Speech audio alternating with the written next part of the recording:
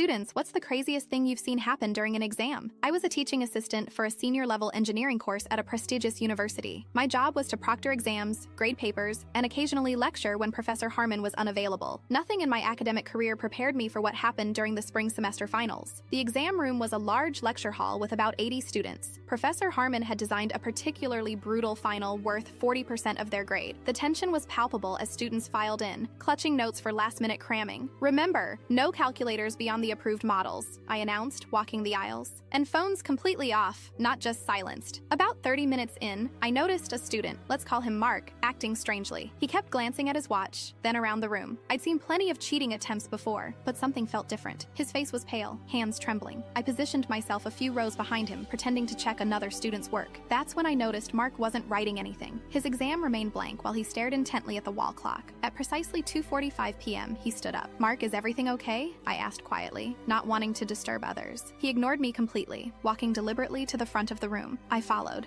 thinking he might be ill and needing to leave. "I have something important to say," he announced loudly. The scratching of pencils ceased immediately. Professor Harmon looked up from his desk. "Young man, sit down or leave. You're disrupting—" "You don't understand," Mark interrupted. "None of this matters. The exam, the grades, all of it. It's meaningless." I reached for my phone, ready to call campus security. That's when Mark pulled an envelope from his pocket. "I received this yesterday." His voice cracked. "Stage 4. Terminal. 6 months at best." The silence in that room became something physical, heavy, oppressive. "I've spent 4 years killing myself for a future I'll never have," he continued, "studying instead of living. And for what?" Professor Harmon stood slowly. "Mark, I'm so sorry. Let's talk outside." "No!" Mark shouted, tears streaming now. "I need everyone to hear this. Look around you. Is this how you want to spend your precious time? Stressing over differential equations and thermodynamic principles that most of you will never use again?" A girl in the front row began crying softly. Others stared in shock or looked down at their papers, suddenly insignificant. "I'm not asking for pity," Mark continued, voice steadier now. "I'm asking you all to wake up. I would trade every A I've ever earned for one more year of life." I stood frozen, completely unprepared. This wasn't covered in TA training. Then something remarkable happened. A student stood up, walked to the front, and handed in his incomplete exam. Then another, and another. Professor Harmon made no move to stop them. He simply nodded, tears in his eyes. Mark looked surprised, as though he hadn't expected any impact. "I didn't mean to ruin the exam," he said quietly. "You didn't ruin anything," Professor Harmon replied. "You just put it in perspective." That day changed everything. The department allowed students to complete the exam later, or accept their current course grade. Professor Harmon completely restructured his teaching approach the following semester. As for Mark, he dropped out to travel. The university awarded him an honorary degree.